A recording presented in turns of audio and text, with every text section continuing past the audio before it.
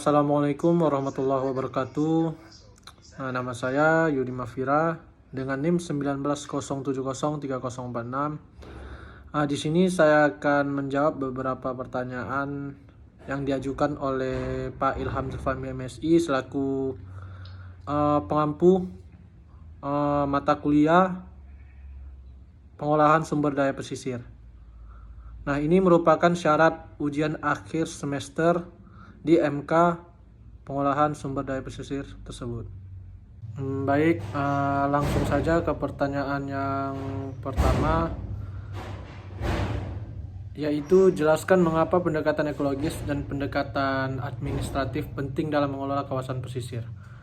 Nah, wilayah pantai atau pesisir mempunyai karakter yang spesifik dibandingkan dengan kawasan yang lain. Nah, wilayah ini merupakan agresi dari berbagai komponen ekologi dan fisik yang saling terkait dan saling berinteraksi. Nah, pembangunan dengan memanfaatkan sumber daya pantai tanpa memperlihatkan prinsip-prinsip ekologis dan administratif akan dapat merusak fungsi ekosistem pantai. Nah, pengembangan wilayah pada kawasan pesisir ini sebagaimana pengembangan wilayah pada kawasan lainnya. Nah, mempunyai tujuan utama yang meningkatkan kesejahteraan masyarakat.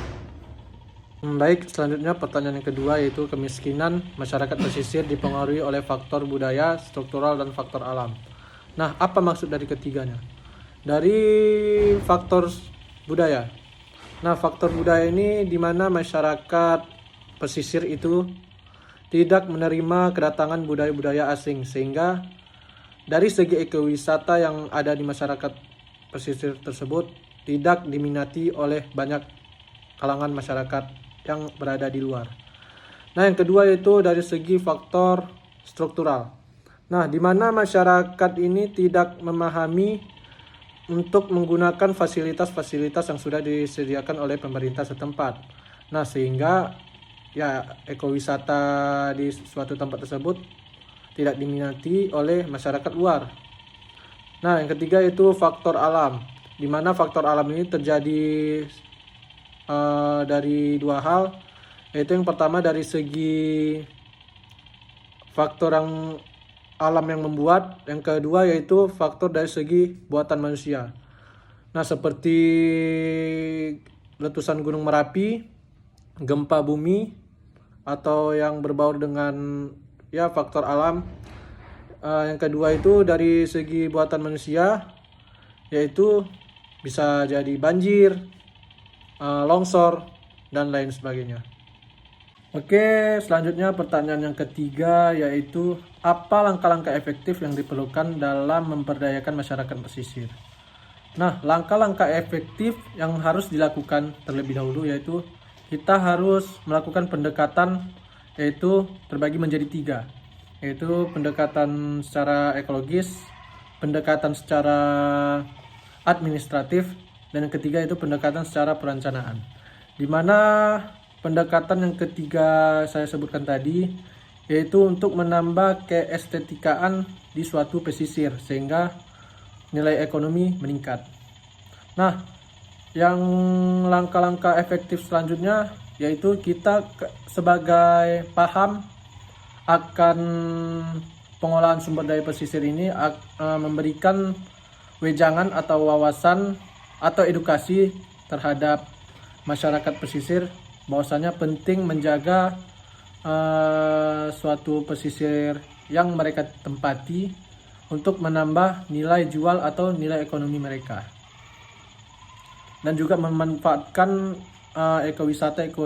ekowisata yang sudah difasilitasi oleh pemerintah setempat. Baik, saya akan menjawab pertanyaan nomor 4, yaitu mengenai faktor apa saja yang diperhatikan dalam ekowisata pesisir. Nah, pengembangan ekowisata sangat dipengaruhi oleh keberadaan unsur-unsur yang harus ada dalam pengembangan itu sendiri, yaitu sumber daya alam, peninggalan sejarah, dan budaya. Nah, secara konseptual, ekowisata dapat didefinisikan sebagai suatu konsep pengembangan pariwisata berkelanjutan yang bertujuan untuk mendukung upaya-upaya pelestarian lingkungan, yaitu alam dan budaya, dan meningkatkan partisipasi masyarakat dalam pengelolaan, sehingga memberikan manfaat ekonomi kepada masyarakat setempat. Baik, saya akan menjawab pertanyaan yang nomor 5, yaitu apakah tradisi berburu paus tidak melanggar kaidah konservasi perairan pesisir. Nah, sebenarnya menurut saya ini tidak melanggar ya, karena di satu sisi para nelayan yang berburu paus itu sudah mempunyai solusi di mana paus-paus tidak akan punah. Nah, di mana mereka jika melihat paus muda di sekitar perairan tersebut, maka mereka akan melepaskan si paus muda tersebut. Mereka hanya memburu paus-paus yang sudah memiliki umur yang cukup dewasa, sehingga paus yang dewasa tersebut dijadikan sebagai tradisi mereka.